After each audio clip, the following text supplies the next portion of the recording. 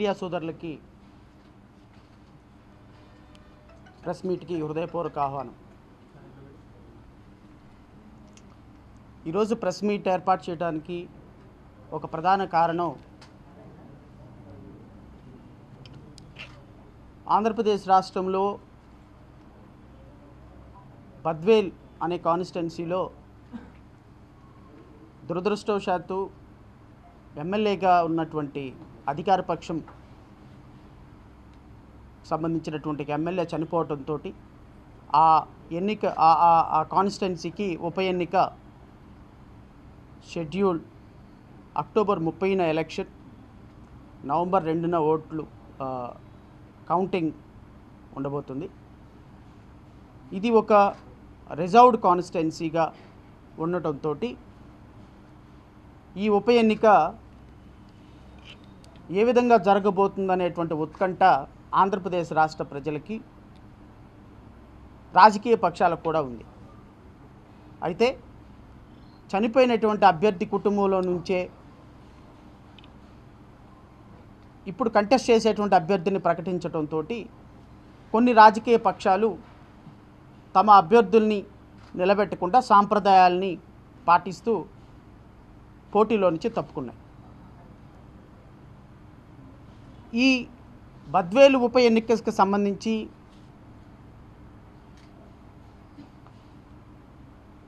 అది ఒక reserved constituency అవటంతో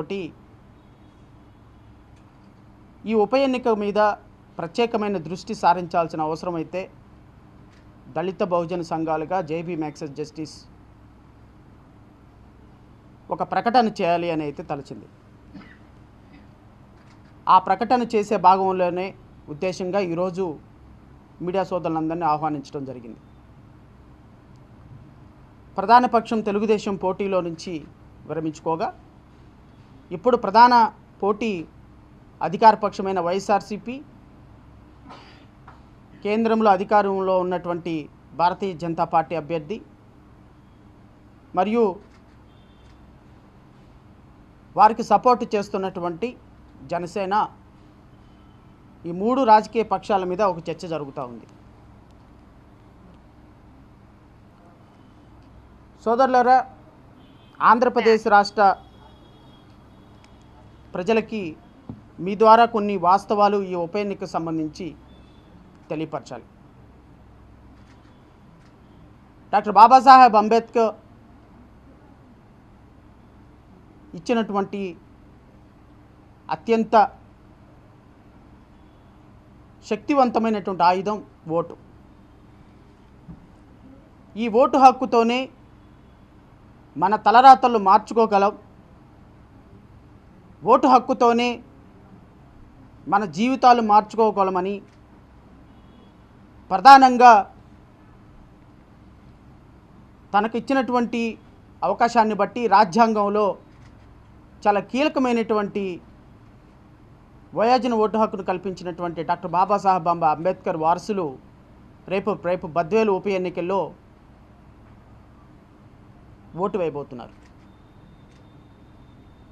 అయితే 2019లో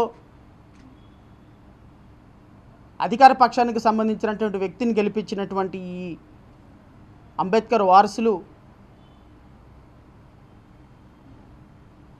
అప్పటి ముఖ్యమంత్రి గారు, అప్పటి ప్రధాన ప్రతిపక్ష నేతగా ఉన్నటువంటి ఇప్పటి ముఖ్యమంత్రి గారు ఇచ్చినటువంటి హామీలను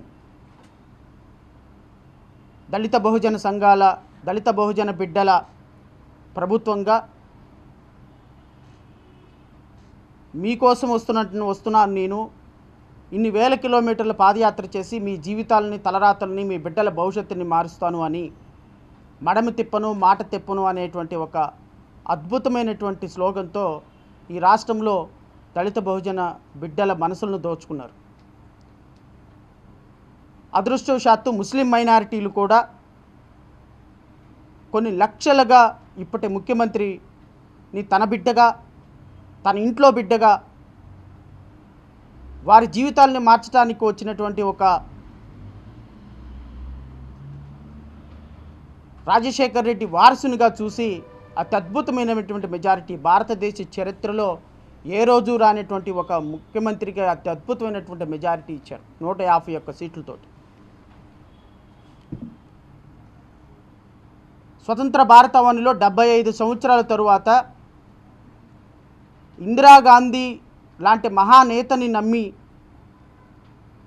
ఎస్సీ ఎస్టీ బడుగు బలహీన వర్గాల ప్రజలు అత్యద్భుతమైన మెజారిటీతో గెలిపించిన ఆ మహానేత తరువాత ఆ స్థాయిలో ఇప్పటి ఉన్నటువంటి ముఖ్యమంత్రి జగన్మోహన్ రెడ్డి గారిని అక్కును చేర్చుకున్నారు మా అన్నలు, మా తమ్ముళ్ళు, అక్కలు, చెల్లెళ్ళు.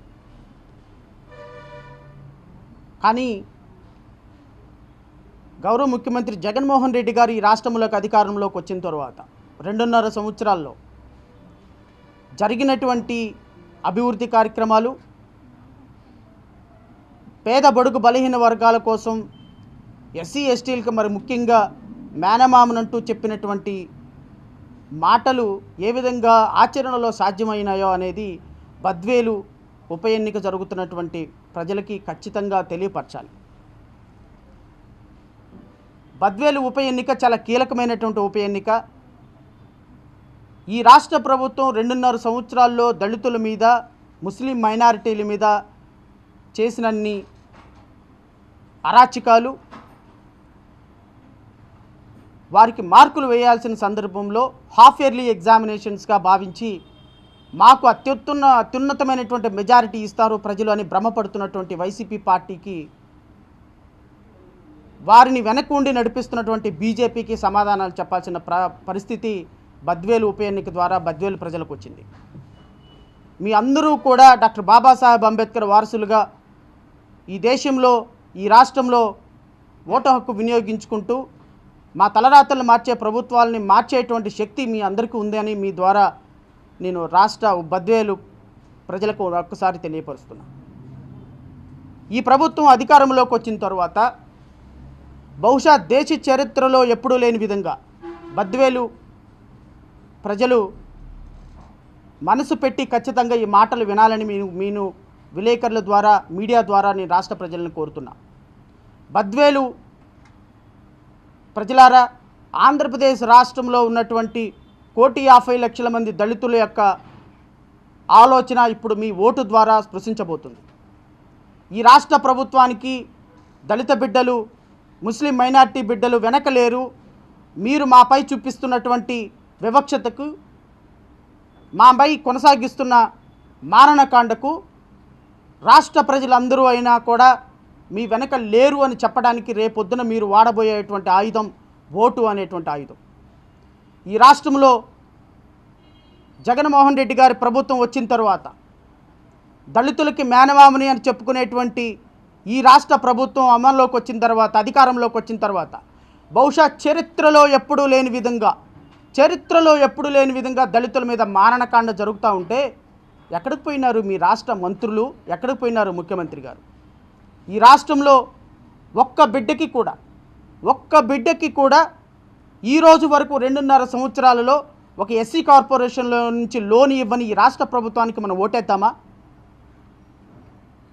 బెస్ట్ అవైలబుల్ స్కూల్స్ అని పిల్లలు చదువుకునేటువంటి అవకాశాన్ని మన నుంచి తీసివేసినటువంటి రాష్ట్ర ప్రభుత్వానికి ఓటేద్దామా? కులాంతర వివాహాలు ప్రోత్సహించకుండా కులాంతర వివాహాలు చేసుకుంటే దళితుల మీద దాడి చేసి వారిని మారణహోమం చేసేటువంటి ఈ రాష్ట్ర ప్రభుత్వానికి ఓటేద్దామా? సప్లై నిధులు వారి ఇష్టం వచ్చినట్టుగా మనకి హక్కుగా వచ్చినటువంటి సప్లై నిధుల్ని వేల కోట్ల రూపాయలని అన్యాక్రాంతం చేస్తూ మీ అమ్మఒడికి, అక్కఒడికి తరలిస్తుంటే వారికి ఓటేద్దామా?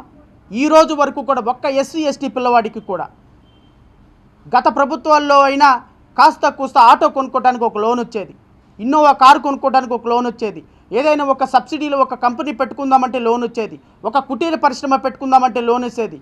ఒక్క లోను కూడా ఎస్సీ ఎస్టీ ప్రజలకు రాకుండా ఎస్సీ కార్పొరేషన్ని 3 విభాగాలుగా విభజించి, మాలా మాదిగా రెల్లి కార్పొరేషన్కి విభజించి ఒక్క రూపాయి కార్పొరేషన్కి నిధులు ఇవ్వకుండా ఈరోజు రాష్ట్రంలో ఎదగాలి అనుకున్నటువంటి అంబేద్కర్ వారసులకి, మన ఇంట్లో ఉన్న మన అన్నకి, మన తమ్ముడు ఏదైనా 10 రూపాయలు పెట్టి బిజినెస్ చేసుకుందాము, ఒక ప్రభుత్వం నుంచి సహకారం వస్తుంది అంటే ఒక్క రూపాయి కూడా సహకారం రాకుండా మన బిడ్డల భవిష్యత్తుని కాల రాస్తున్నటువంటి ఇలాంటి ప్రభుత్వాలకి మనం రేపు ఓటేద్దామా? మనకిస్తున్నటువంటి 2,500 రూపాయల పెన్షన్ చూసి ఓటేద్దామా? ఈ రాష్ట్రంలో ఒక్క దళిత బిడ్డకి కూడా ఉద్యోగం ఇవ్వలేని దుర్మార్గపు పరిస్థితుల్లో ఈ రాష్ట్ర ప్రభుత్వం ఉంటే దీనికి మనం ఓటేద్దామా? మీ కడప జిల్లాలోనే భూములు లాక్కున్నారని ఒక దళిత మహిళని కొట్టి చంపేస్తే కనీసం వారి మీద ఇప్పటి వరకు ఛార్జ్షీట్ ఫైల్ చేయలేని ఇలాంటి ప్రభుత్వానికి ఓటేద్దామా? సుధాకర్ దగ్గర నుంచి నిన్న మొన్నటి వరకు జరిగిన గుంటూరులో రమ్య అనేటువంటి ఒక బీటెక్ విద్యార్థి మీద జరుగుతుంటే కనీసం ఈ రోజు వరకు కూడా ఒక్కళ్ళ మీద కూడా ఛార్జ్షీట్ వేసి శిక్ష వేయించని ఈ దుర్మార్గపు ప్రభుత్వానికి మనం ఓటేద్దామా? డాక్టర్ సుధాకర్ అంశంలో 5 పోలీస్ ఆఫీసర్లు తప్పు పట్టి వారి మీద సిబిఐ కేసు బుక్ చేస్తాను అని చెప్పినా కూడా రాష్ట్ర ప్రభుత్వం నిమ్మకు నీరెత్తినట్టు ఉంటే వారికి ఓటేద్దామా? బద్వేలు ప్రజలు, కాన్స్టిట్యున్సీలో ఉన్నటువంటి బద్వేలు ప్రజలు మీరు ఆలోచించుకోవాల్సిన పరిస్థితి. మా అందరి ఆంతర్యం, మా అందరి ఆలోచన ఈరోజు మీ ఓటు హక్కుతోటి స్పృశించాలి. మన బిడ్డల కోసం, మన భావితరాల కోసం ఇలాంటి ప్రభుత్వాన్ని ఎన్నుకున్నందుకు భవిష్యత్తులో మనకు మిగలబోయేటువంటి శూన్యతని మీ ఓటు హక్కు ద్వారా ఈ రాష్ట్రంలో ప్రతి ఒక్క రాజకీయ పార్టీకి మీరు ఒక బాసటగా నిలబడాల్సిన పరిస్థితి ఉందని నేను బద్వేలు కాన్స్టిట్యున్సీ ప్రజలను కోరుకుంటున్నా. ఈరోజు రాష్ట్రంలో దళితుల మీద దాడులు జరిగితే స్పందించే నాయకుడు లేడు. ఎస్సీ ఎస్టీ కేసులు పెడితే ఎక్కడ అరెస్టు చేయొద్దు వద్దని మౌలికమైనటువంటి ఆదేశాలు ఇచ్చినటువంటి ఇలాంటి రాష్ట్ర ప్రభుత్వాలని మనం ఏమని ఓటేద్దాం?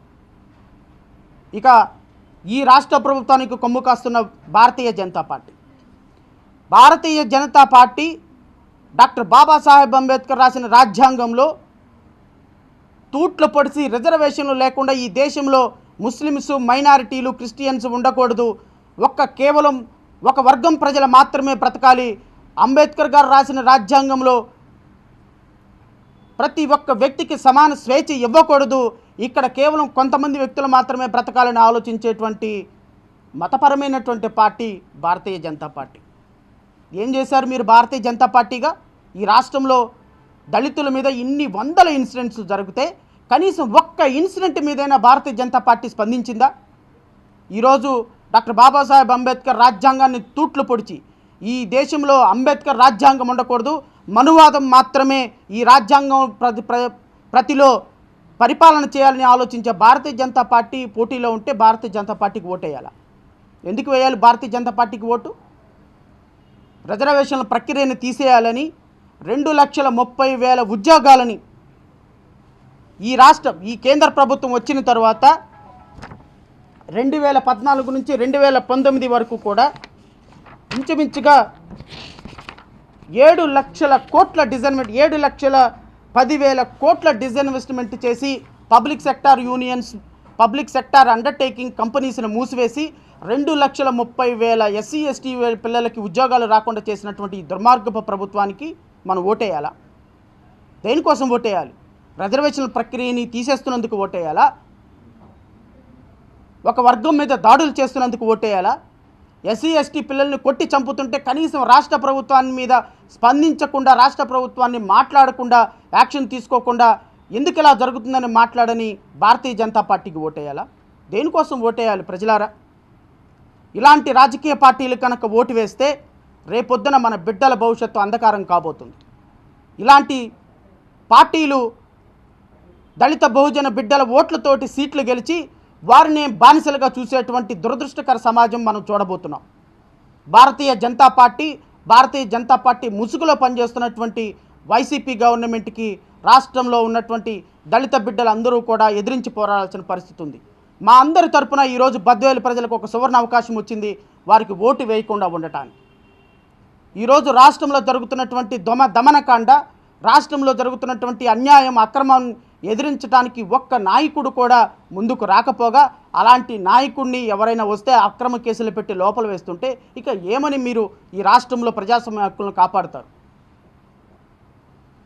ఈరోజు రాష్ట్రంలో జరుగుతున్నటువంటి దురదృష్టకర పరిస్థితుల్లో కూడా కనీసం భారతీయ జనతా పార్టీ స్పందించకపోగా ఈరోజు రాష్ట్రంలో నుంచి, దేశంలో నుంచి రిజర్వేషన్స్ అనే ప్రక్రియని తీసేయాలని ప్రయత్నం చేస్తున్నప్పుడు రేపొద్దున మీ బిడ్డకి ఏ విధంగా అవకాశం వస్తుంది?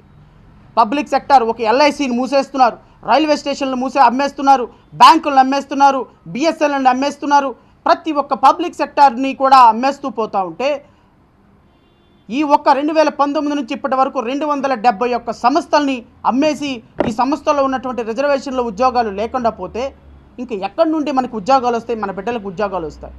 స్టీల్ ప్లాంట్ లాంటి అత్యున్నతమైనటువంటి ప్రాఫిటబిలిటీ ఉన్న సంస్థను కూడా అమ్మటానికి ప్రయత్నం చేస్తున్న భారతీయ జనతా పార్టీకి ఎందుకు ఓటేయాలి? మనం ఆంధ్రప్రదేశ్ రాష్ట్రానికి దేనికోసం ఓటేయాలి?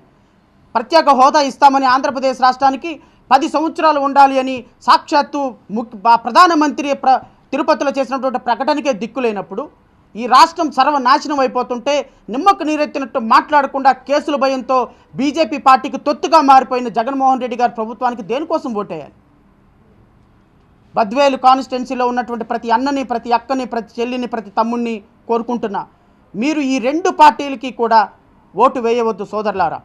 ఇలాంటి ఓటు వేసిన కారణంగా రేపొద్దున మన భవిష్యత్తు మృగ్యం కాబోతుంది, మన భవిష్యత్తు అంధకారం కాబోతుంది, మన బిడ్డల భవిష్యత్తు అంధకారం కాబోతుంది. ఈ రాష్ట్రం ఇంకా అధపతాలోనికి వెళ్ళిపోతుంది, ఆర్థికంగా, సామాజికంగా, రాజకీయంగా. ఒక్కసారి ఆలోచన చేయండి. అయితే ఈ పార్టీలకు సపోర్ట్ చేస్తున్నటువంటి భారతీయ జనతా పార్టీకి సపోర్ట్ చేస్తున్నటువంటి జనసేనకు కూడా ఈ రాష్ట్రంలో నూకలు చెల్లే విధంగా బద్వేలు ప్రజలు విజ్ఞతతో రేపు ఓటు వేయాలి. ఇలాంటి దురదృష్టకర పరిస్థితుల్లో భారతీయ జనతా పార్టీ చేస్తున్నటువంటి పనులను సమర్థిస్తున్నటువంటి జనసేన పార్టీని కూడా, జనసేన ఏ రోజైతే భారతీయ జనతా పార్టీకి సపోర్ట్ చేస్తుందో ఆ పార్టీ ఖచ్చితంగా మనువాద పార్టీగా దళిత భోజన సంఘాలు, ముస్లిం మైనార్టీ సంఘాలు గుర్తించబోతాయి. రేపు బద్వేలు ఉప ఎన్నికల్లో జనసేన ఎవరికైతే సపోర్ట్ చేస్తుందో జనసేన మాటను కూడా వినకుండా మీ బిడ్డల కోసం, మీ భవిష్యత్తు కోసం మీరు విజ్ఞతతో నిర్ణయం తీసుకోవాలని కోరుకుంటున్నా.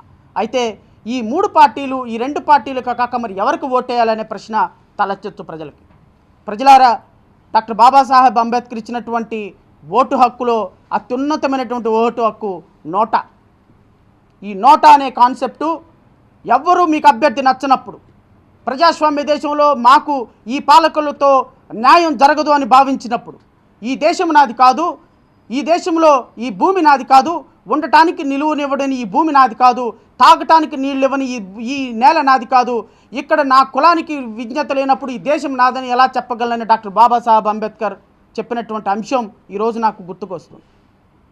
ఎస్, ఈ దేశంలో, ఈ రాష్ట్రంలో, ఈ కాన్స్టిట్యున్సీలో, ఈ ప్రభుత్వాల్లో మనకు సమాన పరిపాలన లేనప్పుడు, మన జాతికి ఒక రక్షణ లేనప్పుడు, మన బిడ్డలకు భవిష్యత్తు లేనప్పుడు, మనం తినటానికి తిండి లేనప్పుడు, మనకిచ్చే సంక్షేమ కార్యక్రమాల్లో కేవలం మనల్ని బానిసలుగా చూసేదానికి మన కాళ్ళ మీద మనం నిలబడే ప్రయత్నాలు చేయనప్పుడు ఇక దేనికోసం వీళ్ళకి ఓటు వేయాలని మనం ఒక్కసారి మన ఆత్మపరిశీలన చేసుకోవాలి. నోటా అనేటువంటి ఒక ఓటు ఎవ్వరూ లేనప్పుడు, ఈ ప్రభుత్వాల మీద మనకు నమ్మకం లేనప్పుడు, ఈ పాలకుల పరిపాలన మీద మనకు నమ్మకం లేనప్పుడు, మనల్ని పరిపాలించేటువంటి, మన భవిష్యత్తును మార్చేటువంటి ఒక నాయకుడు లేనప్పుడు మనకిచ్చినటువంటి అంబేద్కర్ ఇచ్చినటువంటి ఓటు హక్కుని నోటా అనే ఓటు హక్కుకు వాడమని నేను బద్వేలు ఉప ఎన్నికలో ఉన్న అన్నలకి, అక్కలకి, తమ్ముళ్ళందరికీ కూడా విజ్ఞప్తి చేస్తున్నా. మనకి రాజ్యాంగంలో ఇచ్చినటువంటి, సుప్రీంకోర్టు ఇచ్చినటువంటి ఒక అత్యున్నతమైనటువంటి ఆయుధం నోటా. రేపు రాబోయే బద్వేలు ఉప ఎన్నికలో అత్యధికంగా కుర్రవాళ్ళు, యువకులు, మహిళలు, అక్కలు, తమ్ముళ్ళు, అన్నలు, చెల్లెళ్ళు, తల్లులు అందరూ కూడా ఈ 2 పార్టీలకి కాకుండా నోటాకు ఓటేయవలసిందిగా నేను వారందరినీ విజ్ఞప్తి చేస్తున్నా. ఎస్, నోటా అనేటువంటి ఒక ఆయుధంతో మనం మన అసంతృప్తిని వ్యక్తపరుద్దాం. రాబోయే కాలంలో ఈ ప్రభుత్వాలు, భారతీయ జనతా పార్టీ కానీ, వైసీపీ గవర్నమెంట్ కానీ దళితులను బాగు చేసే ప్రభుత్వాలు కాదు, మన బిడ్డల భవిష్యత్తుని మార్గాలు చూపించే ప్రభుత్వాలు కాదు. ఈ ప్రభుత్వాలకి, ఇలాంటి పార్టీలకి ఓటు వేసి మా జీవితాలను మృగ్యం చేసుకోలేమని మీరు రేపొద్దున మీ యొక్క అసంతృప్తిని చూపించేటువంటి ఒక అత్యద్భుతమైనటువంటి ఆయుధం నోటా. బద్వేలు ఉప ఎన్నికల్లో రేపు నోటాకి అత్యధికమైనటువంటి ఓట్లు వేయవలసిందిగా నేను బద్వేలు కాన్స్టిట్యున్సీలో ఉన్నటువంటి ప్రతి అక్కని కూడా వేడుకుంటున్నా, ప్రతి చెల్లిని, ప్రతి తమ్ముడిని, ప్రతి అన్నని కూడా వేడుకుంటున్నా. ఏ రోజైతే నోటాకి అత్యధికమైన ఓట్లు వస్తాయో మన యొక్క అసంతృప్తి ఈ రాష్ట్ర ప్రభుత్వానికి అర్థమవుతుంది. అఫ్కోర్స్ రేపొద్దున గెలిచేది అధికార పక్షమే కావచ్చు, డబ్బు పెట్టాల్సిన అవసరం లేదు. ఎందుకంటే ప్రధాన ప్రతిపక్షంగా ఉన్నటువంటి భారతీయ జనతా పార్టీకి ఈ రాష్ట్రంలో నూకలు లేవు కాబట్టి, ఆ పార్టీని వారు ఒక ప్రత్యర్థిగా భావించరు కాబట్టి, గెలిచే ప్రభుత్వం ఎవరైనా సరే మనం రేపొద్దున ఈ రాష్ట్ర ప్రభుత్వాన్ని వ్యతిరేకిస్తున్నామని చెప్పాలి అంటే, మన ఎస్సీ ఎస్టీ పిల్లల భవిష్యత్తుని ప్రతిస్పందించాలి అంటే, మన బిడ్డలకి లోన్లు రావని కారణంగా, మన బిడ్డలకి ప్రగతి లేని కారణంగా, మన బిడ్డల్ని కొట్టి చంపుతుంటే మాట్లాడలేని ప్రభుత్వాల కారణంగా ఇన్ని లక్షల మందిగా ఓట్లు వేసి ఈరోజు జీవితంలో ఈ రాష్ట్ర ప్రభుత్వంలో మేము అన్యాయంగా ఒంటరిగా మిగిలిపోయాం. కాబట్టి మా యొక్క అసంతృప్తిని వ్యక్తపరిచేటువంటి ఒక ఆయుధంగా రేపు నోటాకి ఓటేయమని నేను బద్వేలు ఉప ఎన్నిక జరుగుతున్నటువంటి కాన్స్టిట్యున్సీలో ప్రతి ఒక్కరిని కూడా మనస్ఫూర్తిగా కోరుతున్నా. ఇది బాబాసాహెబ్ అంబేద్కర్ ఆశయం. నోటా ఎవ్వరు అభ్యర్థి నచ్చినప్పుడు, వైసీపీ నచ్చినప్పుడు, బీజేపీ నచ్చినప్పుడు, జనసేన నచ్చినప్పుడు, తెలుగుదేశం నచ్చినప్పుడు, ఎవరు నచ్చకపోయినా మనకున్నటువంటి ఓటు హక్కుని నోటా ద్వారా ప్రజాస్వామ్యబద్ధంగా తెలియపరిస్తే ఖచ్చితంగా ఈ రాష్ట్ర ప్రభుత్వాలు మారే అవకాశం ఉంది. ఈరోజు కనుక మీరు అధికార పక్షానికి అత్యధిక మెజారిటీ ఇచ్చినట్లయితే సోదరులారా, ఇక ఈ రాష్ట్ర ప్రభుత్వాన్ని అడ్డుకట్ట వేయటం ఎవరి తరం కాదు. ఎస్, మాకు అత్యున్నతమైనటువంటి మెజారిటీ ఇచ్చారు. దళిత బిడ్డల్ని అరే ఒరే అని మాట్లాడినటువంటి ఒక మినిస్టర్ని ఒక ఎస్సీ కాన్స్టిట్యున్సీలో ఇన్ఛార్జిగా పెట్టినటువంటి గౌరవ ముఖ్యమంత్రి గారు ఏ విధంగా ఆ వ్యక్తిని అక్కడ ఇన్ఛార్జిగా పెట్టి ఓట్లు అడుగుతారు? నేను ఒకటే మాట అడుగుతున్నా, ఒక ఎస్సీ కాన్స్టిట్యున్సీలో ఎలక్షన్ జరుగుతున్నప్పుడు భారతీయ జనతా పార్టీ బాబాసాహెబ్ అంబేద్కర్ బొమ్మ పెట్టుకొని అక్కడ ఓటు అడగగలదా? ఎస్, బాబాసాహెబ్ అంబేద్కర్ ఫోటో పెట్టి మీరు ఓటు అడగలేనప్పుడు, మీ బ్యానర్లో బాబాసాహెబ్ అంబేద్కర్ లేనప్పుడు, రాజ్యాంగ నిర్మాత లేనప్పుడు మీరు ఏ విధంగా ఒక ఎస్సీ కాన్స్టిట్యున్సీలో ఓట్లు అడుగుతారు? మీకు అంబేద్కర్ నచ్చరు, అంబేద్కర్ రాజ్యాంగం నచ్చదు, మీకు మాత్రం ఎస్సీ కాన్స్టిట్యున్సీలో ఓట్లు కావాలి. అణగారిపోయిన వర్గాల ప్రజలకు కష్టం వస్తే రారు, కానీ విగ్రహాలు కూలిపోతే మాత్రం లక్షలుగా వచ్చి ధర్నాలో రాస్తారోకోలు చేస్తారు. మనుషుల ప్రాణాలంటే విలువ లేదు, రాజ్యాంగంలో హక్కులంటే విలువ లేదు, కానీ మీకు మాత్రం ఈ రాష్ట్ర ప్రజల్లో ఓటు హక్కు కావాలి. మీకు ఖచ్చితంగా రేపు జరగబోయేటువంటి ఉప ఎన్నిక రాష్ట్ర ప్రభుత్వాలకు ఒక గుణపాఠం కావాలి సోదరులారా. ఎట్టి పరిస్థితుల్లో మన అభివృద్ధికి పాటుపడిన ఇలాంటి ప్రభుత్వాలకి ఓటు వేసి, ఇదిగో మా వెనక ఇన్ని లక్షల మంది ఎస్సీ ప్రజలు ఉన్నారు, ఎస్టీ ప్రజలు ఉన్నారు, బడుగు బలహీన వర్గాల ప్రజలు ఉన్నారు, మైనార్టీ ప్రజలు ఉన్నారని డప్పాలు కొట్టుకుని ఈ ప్రభుత్వానికి చెంపపెట్టుగా మన ఓటు హక్కు ఉండాలి. రేపొద్దున నోటాకు అత్యధికమైన ఓట్లు రావాలి. అది బద్వేలు ఉప ఎన్నిక నుంచి అత్యంత చైతన్యవంతమైనటువంటి ఓటర్లు అయినటువంటి నా సోదరులు, నా అక్కలు, నా చెల్లెళ్ళ దగ్గర నుంచి రేపు బద్వేలు ఉప ఎన్నిక జరగాలి. ఆ బద్వేలు ఉప ఎన్నికలో నోటాకు వచ్చిన ఓట్లు చూసి ఈ రాజకీయ పార్టీలు సిగ్గుపడాలి అని నేను మీ ద్వారా ఉప ఎన్నిక జరుగుతున్నటువంటి ప్రాంత ప్రజలను కోరుతున్నా. దీనికి మద్దతుగా రాష్ట్రంలో ఉన్న ప్రతి దళిత బిడ్డ, దానికి రాష్ట్రంలో ఉన్న ప్రతి దళిత సంఘం, రాష్ట్రంలో ఉన్నటువంటి ప్రతి ప్రజాస్వామ్యవాది, మానవతావాది రేపొద్దున ఈ రెండు ప్రభుత్వాలకు వ్యతిరేకంగా ప్రచారం చేసి నోటాకి ఓటు వేయవలసిందిగా, ప్రజాస్వామ్య చరిత్రలో ప్రధాన పోటీలో ఉన్న అభ్యర్థుల కంటే నోటాకి ఎక్కువ ఓట్లు ఇచ్చినటువంటి కాన్స్టిట్యున్సీగా రేపు బద్వేలు ఉప ఎన్నిక నిలబడాలి అని నేను మనసా వాచా కర్మణ ప్రతి ఒక్క అక్కని, చెల్లిని, అన్నని కోరుకుంటూ, రేపు జరగబోయే ఎన్నిక అధికార పక్షానికి, అంబేద్కర్ వాదానికి జరుగుతుందని మాత్రం గుర్తుపెట్టుకోండి. దయచేసి మనకు జరుగుతున్నటువంటి అన్యాయాన్ని వ్యక్తపరిచేటువంటి ఒకే ఒక అవకాశం ఓటు. ఆ ఓటుని మాత్రం దయచేసి 2,000 రూపాయలు ఇస్తున్నారు, 3,000 రూపాయలు ఇస్తున్నారు, 4,000 రూపాయలు ఇస్తున్నారు, బిచ్చమేస్తున్నారు అని మాత్రం దయచేసి ఆలోచనలకు వెళ్ళవద్దని నేను ప్రతి ఒక్క బిడ్డను కూడా కోరుతున్నా. అంబేద్కర్ వారసులుగా మనం అత్యున్నతమైనటువంటి ఆలోచనాత్మక విధానంతో ఉండాలి. మనకి బాబాసాహెబ్ అంబేద్కర్ స్ఫూర్తి, వారి ఆశయాలు స్ఫూర్తి. ఈ దుర్మార్గపు ప్రభుత్వాలు, వారి కింద బానిసలుగా మారినటువంటి ఎస్సీ ఎమ్మెల్యేలు, మినిస్టర్లు, ఉప ముఖ్యమంత్రులు, ఒక్క బిడ్డకు అన్యాయం జరిగితే రాలేని మీరు ఏ విధంగా కాన్స్టిట్యూషనల్ రైట్స్ని ప్రొటెక్ట్ చేస్తారని నేను అడుగుతున్నా. ఏ విధంగా మీరు రైట్స్ని ప్రొటెక్ట్ చేస్తారు? ఈ రోజు వరకు కూడా సిబిఐ ఎంక్వైరీలో డాక్టర్ సుధాకర్ను కొట్టింది పోలీసులు, ఆయన మృతికి కారణమైనటువంటి పోలీసులు అని తేల్చిన తర్వాత మీలో ఒక్కళ్ళైనా సరే, హోమ్ మినిస్టర్ అయినా సరే, మా సుచరితమ్మ అయినా సరే బాధ్యత తీసుకుందా? సిబిఐ ఎంక్వైరీలో మీరు దోషులని తేలిన తర్వాత, మీరు పోలీసులు దోషులని తేలిన తర్వాత వారి మీద డిపార్ట్మెంటల్ యాక్షన్ ఎందుకు తీసుకోలేదు? మీరు ఒక దళిత బిడ్డ కాబట్టి, ఒక దళిత డాక్టర్ కాబట్టి, వాడు పోతే ఎవడ మాట్లాడ్డు కాబట్టి, మాట్లాడే వాళ్ళంతా మీ కింద బానిసలుగా, ఎమ్మెల్యేలుగా, మినిస్టర్లుగా ఉన్నారు కాబట్టి మీ ఇష్టం వచ్చినట్టు ఈ రాష్ట్రంలో పరిపాలన చేస్తున్నారు. అదే ఒక అగ్రవర్ణాలకు జరిగితే ఆ వర్గ ప్రజలు ఊరుకుంటారా? అదే ఒక రెడ్డి డాక్టర్ను కొడితే జగన్మోహన్ రెడ్డి ఊరుకుంటాడా? పెద్దిరెడ్డి రామచంద్రారెడ్డి గారు ఊరుకుంటారా? మీరు మాత్రం వారి కింద బానిసలుగా బ్రతుకుతున్నారు. ఇది అంబేద్కర్ ఇచ్చినటువంటి ఆశయాల్ని తాకట్టు పెట్టే విధానం అంటే. ఏది ఏమైనప్పటికీ సోదరులారా, మా బాధ, మా వేదన, మా ఆత్మత అంతా కూడా ప్రజలకు విన్నపించగలం.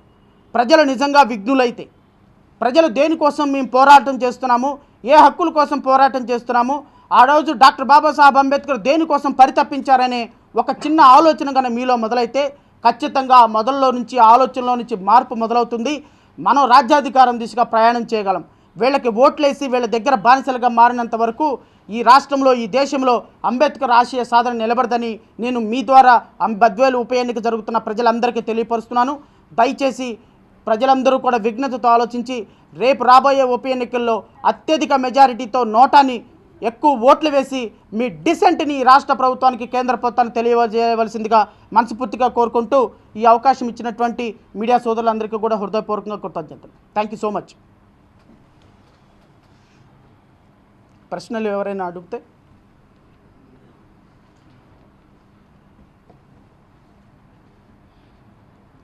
Thank you.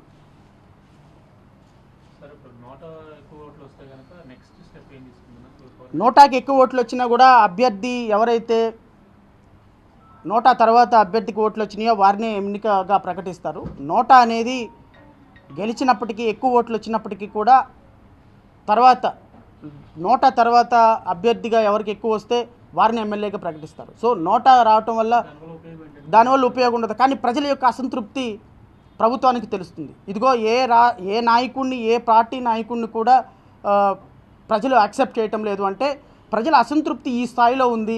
ప్రజాస్వామ్యం పట్ల వాళ్ళు ఇంత అసంతృప్తితో ఉన్నారు, మన పాలన పట్ల ఇంత అసంతృప్తితో ఉన్నారు అని ఒక ఆలోచన ప్రభుత్వాలకు వస్తుందన్న కాన్సెప్ట్తో నోటా ఉంటుంది. కాబట్టి నోటాకి ఎక్కువ ఓట్లు వచ్చినప్పటికీ కూడా అక్కడ మరలా ఎలక్షన్ జరుగుతుందని ఏం లేదు.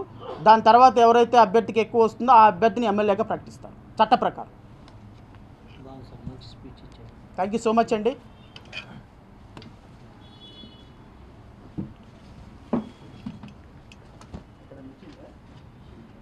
మీరు చూస్తున్నారు ఐ డ్రీమ్ న్యూస్ని. Please subscribe I dreams. For more videos, Subscribe. I dream. Please subscribe for more videos. I dream. I dream. For more videos, Subscribe, I dream. Please subscribe. Subscribe I dream channel. Do subscribe. I dream. I dream ఛానల్ని subscribe చేయండి. Do watch I Dream.